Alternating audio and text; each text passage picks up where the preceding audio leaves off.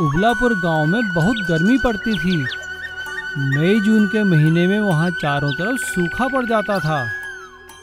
उसी गांव में प्रीति अपनी माँ के साथ अपने ताऊ के घर में रहती थी।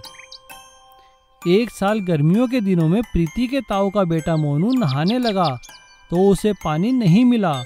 उसे गुस्सा आ गया और उसने अपनी माँ को आवाज़ दी, माँ माँ, पानी फिर खत्म हो गया है, देखो नहाने को पानी नहीं है। अरे मैंने तो बाल्टी में पानी भर कर रखा था तुम्हारे लिए, ना जाने कहाँ गया। जरूर ये प्रीति का काम होगा। प्रीति बेटा, तुम्हारा तो रोज का काम हो गया है। जब भी हमें पानी की जरूरत होती है तुम दोनों माँ बेटी सारा पानी खत्म कर देती हो। नहीं नहीं भाभी, ऐसा मत कहो, हमने जानबूझकर ऐसा नहीं किया। प्रीति की माँ को इतना कुछ सुनाने के बाद भी मोनू की माँ का गुस्सा शांत नहीं हुआ और वो अंदर जाकर मोनू के पापा को भड़का देती है। मोनू के पापा बाहर आकर प्रीति और उसकी माँ से कहते हैं, निकल जाओ इस घर से, परेशान करके रख दिया है तुम दोनों माँ बेटी ने। उन दोनों के हाथ पैर जोड़ने के बावजूद भी किसी पर कोई फर्क नहीं पड़ता। दोनों माँ बेटी अपने पुराने घर जाने के लिए निकल जाते हैं। रास्ते में प्रीति की माँ अचानक बेहोश हो जाती है। प्रीति को सहारा ना देखकर भगवान से प्रार्थना करने लगती है, माँ तुम्हें क्या हुआ? नहीं नहीं नहीं माँ, उठो उठो। हे भगवान, ये सब क्या हो रहा है हमारे साथ? भगवान हमारी मदद करो। तभी उसे नजदीक ही एक हैंडपंप दिखाई देता है। वो वहां जाकर उसे चलाने लगती है। काफी देर तक चलाने के बाद भी उसमें से पानी की एक भी बूंद नहीं निकलती। लेकिन वो हैरान हो जाती है, उसमें से सोना गिरने लगता है। प्रीति वो सोने के टुकड़े उठा लेती है। तभी वहां से जीप में एक लड़का निकलता है। प्रीति उस लड़के से कहती है, सुनिए, जरा आप हमें शहर तक ले चलिए। हमारे पास पैसे नहीं हैं, लेकिन ये सोना है। आप चाहे तो इसे रख लें, लेकिन हमें शहर ले चलिए। वो लड़का प्रीति और उसकी माँ को लेकर शहर जाता है। प्रीति हैंडपंप से निकले सोने को बेचकर अपनी माँ का इलाज करवाती है और कुछ ही दिनों में काफी पैसे लेकर वो दोनों वापस गांव आ जाते हैं। यह देखकर प्रीति के ताऊजी और उसका परिवार उनसे जलने लगते हैं। अचानक ऐसा क्या हो गया जो ये दोनों इतने अमीर बन गए? हमें दोनों पर नजर रखनी पड़ेगी, देखना पड़ेगा ये क्या करते हैं। एक रात जब प्रीति हैंडपंप से सोना निकालने जा रही थी, तभी मोनू उसका पीछा करता है और उसे वहां से सोना निकालते हुए देख लेता है। वह वापस आकर अपने माँ बाप को सारी बात बताता है। मोनू, उसकी माँ और उसके पापा अगली ही रात सारा सोना निकालने के लालच में हैंडपंप के पास जाते हैं और लालच में आकर वो लोग देर रात तक सोना निकालते रहते हैं। जैसे ही वो लोग सोना उठाकर घर की ओर जाने लगते हैं, तभी उन्हें कुछ लुटेरे घेर लेते हैं। रुक जाओ, क्या है तुम्हारे पास? दे दो हमें। लुटेरों को देखकर वो लोग भागने लगते हैं, लेकिन लुटेरे उनका पीछा कर कर उन्हें मार देते हैं और उनका सारा सोना छीन लेते हैं। और सोने के लालच में आकर प्रीति के ताऊ और उसका परिवार सभी खत्म हो जाते हैं। इसीलिए कहते हैं, बुरे कर्मों का फल हमेशा बुरा ही होता है। मुर्गी के अंडे की सब्जी। प्रबल नाम का एक किसान था। उसका खेत पूरी तरह बेकार हो चुका था। लाख मेहनत करने के बाद भी खेत से कुछ फायदा ना मिला। हे भगवान, समझ नहीं आता क्या करूं, खेत में तो कुछ उगता ही नहीं। प्रबल चिंतित रहने लगा और उसने खेत पर जाना भी बंद कर दिया। कई दिन बीते। वह इतना चिंतित हुआ कि बीमार हो गया और बिस्तर से उठ भी नहीं पाता था। ये आपको क्या हो गया? अब हम कैसे जिएंगे? बेटा माधव, तुम ही कोई काम तलाश करो। हाँ माँ, आप चिंता मत करो। माधव अब दिन रात काम ढूंढता, कभी कभी खेती पर भी जाता था, पर कोई फायदा न मिलता। एक दिन माधव अंडे लेने दुकान पहुंचा। भाई, ये अंडे मुझे दे दो। कैसे दिए? 10 का 1 है। इतना महंगा? माधव के पास पैसे नहीं थे। तब दुकानदार बोला, ये कुछ टूटे हुए अंडे हैं, अगर तुम लेना चाहो तो आधे दाम में दे दूंगा। माधव खुश हुआ और दुकानदार से अंडे लेकर घर पहुंचा। उसकी माँ ने अंडे की सब्जी बनाई। तभी उनके दरवाजे पर किसी ने आवाज दी, अरे भाई, कोई है क्या? कहिए, कौन है? हम यात्री हैं, हमें बहुत दूर जाना है। क्या यहाँ पर कोई खाने की जगह मिलेगी? हमें बहुत भूख लगी है। नहीं भाई, यहाँ कोई ढाबा या खाने की जगह नहीं है, आप अंदर आ जाइए। माधव ने उस यात्री को अंडे की सब्जी खिलाई। यह सब्जी किसने बनाई?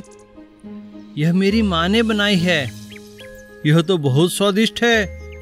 अरे, मुझे तो मालूम ही नहीं था कि अंडों से इतनी अच्छी सब्जी भी बनती है। क्या तुम मेरे साथ चलोगे? मेरा बहुत बड़ा ढाबा है, मैंने कभी भी इतनी स्वादिष्ट सब्जी नहीं खाई। तुम मेरे साथ चलो और मेरे ढाबे पे चलकर मेरे साथ काम करो। हाँ हाँ, मैं आपके साथ ज़रूर चलूँगा। और इस तरह माधव उस व्यक्ति के साथ चला गया और मेहनत से काम करने लगा। देखते ही देखते उनके दिन बदल गए। अब उन्हें किसी भी तरह की कोई कमी ना रही। मधुमक्खियों का छत्ता और डाकू। एक गांव में श्याम नाम का एक आदमी रहता था। वो वन विभाग में बहुत ही ऊंचे पद पर काम करता था। वो बहुत होशियार, बहादुर और ईमानदार वन ऑफिसर था। एक बार उसके सीनियर ऑफिसर ने उसे बुलाते हुए कहा, देखो श्याम, मैं तुम्हें काला वन में भेज रहा हूँ। वहाँ पर डाकू चंगू राम का आतंक फैला है और वो जंगल से वन संपदा काट काट कर बेच रहा है। तुम्हें वहाँ जाकर उसे काबू करना होगा। जी सर, जैसी आपकी आज्ञा। और अगले ही दिन श्याम काला वन के लिए निकल पड़ता है और वहाँ जाकर देखता है कि सभी लोग चंगू डाकू से बहुत डरे हुए थे और उसका वहाँ बहुत आतंक था। लेकिन श्याम अपनी सूझबूझ से चंगू डाकू के कामों पर काफ़ी हद तक काबू पा लेता है। ये देखकर चंगू डाकू बहुत गुस्सा होता है। कौन है वो नया ऑफिसर? उसे सबक सिखाना ही होगा। चलो आज ही हमला करते हैं। अरे नहीं सरदार, अभी तो वो अपने घर गया हुआ है, जब वापस आएगा तब देख लेंगे। ठीक है। श्याम अपने बीवी और बच्चे से मिलने अपने घर आया हुआ था। उसके बेटे चिंटू की स्कूल की छुट्टियां थी और वो भी श्याम के साथ जाने के लिए जिद करने लगा। श्याम और उसकी बीवी चिंटू को बहुत समझाते हैं, लेकिन चिंटू जिद करता है और श्याम उसे अपने साथ ले आता है। लेकिन उसे समझाता है कि वो घर के आसपास ही रहे, क्योंकि यहाँ जंगल में बहुत खतरनाक जंगली जानवर भी हैं। एक दिन जब श्याम सरकारी काम से कहीं बाहर गया हुआ था, तभी चंगू डाकू और उसके आदमी आकर उसके घर पर हमला कर देते हैं। लेकिन श्याम को वहाँ ना पाकर वो बहुत गुस्से होता है और गुस्से में चिंटू को उठाकर ले जाता है। चलो उठा लो इसके बच्चे को, अपने आप आएगा वो पीछे पीछे। चंगू और उसके साथी चिंटू को उठाकर अपने अड्डे पर ले जाते हैं। श्याम को जैसी ही खबर मिलती है वो घबरा जाता है और चंगू डाकू पर हमला करने के लिए पुलिस से सहायता मांगता है। लेकिन पुलिस ऑफिसर उसे और फोर्स आने तक के लिए इंतजार करने को कहता है। डाकुओं के अड्डे पर अकेला चिंटू पहले तो डरता है, लेकिन तभी उसकी नज़र वहाँ पे एक मधुमक्खियों के छत्ते पर पड़ती है। मधुमक्खियों का छत्ता देखकर उसके मन में एक आइडिया आता है। शाम होने पर जैसे ही सभी डाकू खाने पीने में व्यस्त थे, तभी चिंटू अपने आप को एक कंबल से ढककर मधुमक्खियों के छत्ते पर बहुत बड़ा पत्थर फेंकता है। पत्थर लगते ही मधुमक्खियां गुस्से में आ जाती हैं और वो सभी डाकुओं पर हमला कर देती हैं। मधुमक्खियों का हमला होता देखकर डाकू घबरा जाते हैं और उनके डंक से बचने के लिए इधर उधर भागने लगते हैं। मधुमक्खियां चंगू डाकू को भी घेर लेती हैं। अरे बचाओ बचाओ बचाओ, हटाओ कोई इनको। और चिंटू मौका देखकर वहां से फरार होकर अपने घर की तरफ भागने लगता है। तभी आधे रास्ते में उसे अपने पापा और पुलिस मिलती है। चिंटू उन्हें डाकुओं के अड्डे के बारे में बताता है। पुलिस डाकुओं के अड्डे को घेर लेती है, लेकिन पुलिस का आधा काम तो मधुमक्खियों ने ही कर दिया था। पुलिस को सभी डाकू घायल अवस्था में मिलते हैं और इस तरह चिंटू की सूझबूझ और मधुमक्खियों के छत्ते की सहायता से चंगू डाकू का आतंक खत्म हो जाता है और सभी लोग चिंटू की बहुत तारीफ करते हैं। Chicken leg piece recipe. एक गांव में चंगू और मंगू नाम के दो दोस्त रहते थे। दोनों की दोस्ती की पूरे गांव में मिसालें दी जाती थी। दोनों इकट्ठे ही स्कूल पढ़ने जाते और स्कूल के बाद दोनों ही इकट्ठे शहर में कॉलेज भी पढ़ने गए। मंगू पढ़ लिख कर एक कंपनी में बहुत बड़ा ऑफिसर बन गया और क्योंकि चंगू को खाना बनाने का बहुत शौक था तो एक होटल में काम करने लगा। मंगू जब शहर छोड़कर जाने लगा तो चंगू ने गले मिलते हुए उससे कहा, यार मंगू, आज मैं बहुत खुश भी हूँ और दुखी भी हूँ। खुश इसलिए हूँ क्योंकि तू एक बहुत बड़ा ऑफिसर बन गया है और दुखी इसलिए कि रोज मुझे तेरा चेहरा दिखे बिना रहना पड़ेगा। यार चंगू, ऐसा नहीं कहते, हमारे तो दिल आपस में जुड़े हैं। और रही चेहरे की बात, अबे मेरी फोटो देख लिया कर। और मंगू के ऐसा कहते ही दोनों हंसते हंसते गले मिलने लगे। काफी समय बीत गया। मंगू अपनी मेहनत से एक बहुत बड़ा ऑफिसर बन गया था और इधर चंगू होटल में काफी अच्छा काम करने लगा और उसे काफी अच्छे पैसे मिलते थे।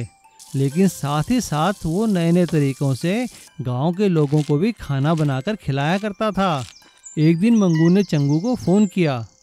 हेलो चंगू, कैसे हो? अरे मंगू, कैसा है मेरा भाई? आज बड़े दिनों बाद मेरी याद आई। चंगू, तुझे शहर आना है मेरे पास। मेरी बहुत बड़ी तरक्की हुई है और मैं सभी ऑफिस वालों को पार्टी दे रहा हूँ। क्या कहा? तरक्की? ठीक है मेरे भाई, मैं जरूर आऊँगा। मंगू ने चंगू के लिए हवाई यात्रा की टिकट भेजे थे। चंगू मंगू के पास पहुंच गया। मंगू ने उसका दिल खोलकर स्वागत किया। बड़े शहर की चकाचौंध देखकर चंगू दंग रह गया। पार्टी वाला दिन भी आ गया। मंगू अपने नौकरों की सहायता से सभी व्यवस्थाएं देख रहा था। तभी अचानक मंगू का मैनेजर आके उससे कहता है, साहब, एक कैटरिंग वाला लेग पीस बनाने से मना कर रहा है। कह रहा है इतने सारे लेग पीस हम नहीं बना पाएंगे। क्या कहा? बुलाओ जरा उसको। मंगू कैटरिंग वाले को अपने पास बुलाता है, लेकिन कैटरिंग वाला उसे 1000 लेग पीस बनाने से मना कर देता है। कहता है कि इतने सारे लेग पीस एक साथ बनाना बहुत ही मुश्किल है और वो भी इतने कम समय में। चंगू वहाँ खड़ा खड़ा ये सारी बातें सुन रहा था। कैटरिंग वाले के जाने के बाद चंगू मंगू से कहता है, अरे क्या हुआ भाई, क्यों दुखी है? मंगू उसे सारी बात बताता है। बस इतनी सी बात? कहाँ है रसोई? मंगू उसे अपने साथ वहाँ की किचन में लेके जाता है। मंगू, तू जाकर मेहमानों को देख और लेग पीस समय पर टेबल पे पहुँच जाएंगे, तू फिक्र मत कर। पार्टी शुरू हो जाती है और सबसे पहले चंगू के बनाए लेग पीस ही मेहमानों को सर्व किए जाते हैं। सभी लोग लेग पीस खाकर बहुत खुश होते हैं। भाई, ऐसे स्वादिष्ट लेग पीस तो मैंने आज तक कभी नहीं खाए। क्यों मिस्टर वर्मा? हाँ हाँ, बिल्कुल सही कह रहे हैं शर्मा जी। मंगू अपने बॉस को सारी बात बताता है। मंगू का बॉस चंगू को बुलाकर उससे कहता है, भाई वाह चंगू, तुम्हारे हाथ के बनाए लेग पीस इतने स्वादिष्ट हैं तो बाकी खाना तुम कितना स्वादिष्ट बनाते होंगे। भाई मंगू, आज से चंगू को हमारी पूरी कंपनी का कैटरिंग का ठेका दे दो। आज के बाद हमारी कंपनी में कोई खाना बनाएगा तो चंगू ही बनाएगा। और इस तरह से चिकन लेग पीस की रेसिपी के कारण चंगू को बहुत बड़ी कंपनियों से खाना बनाने का कॉन्ट्रैक्ट मिल जाता है और वो अपने दोस्त मंगू का बहुत बहुत धन्यवाद करता है और दोनों दोस्त फिर से गले मिलकर खुश हो जाते हैं।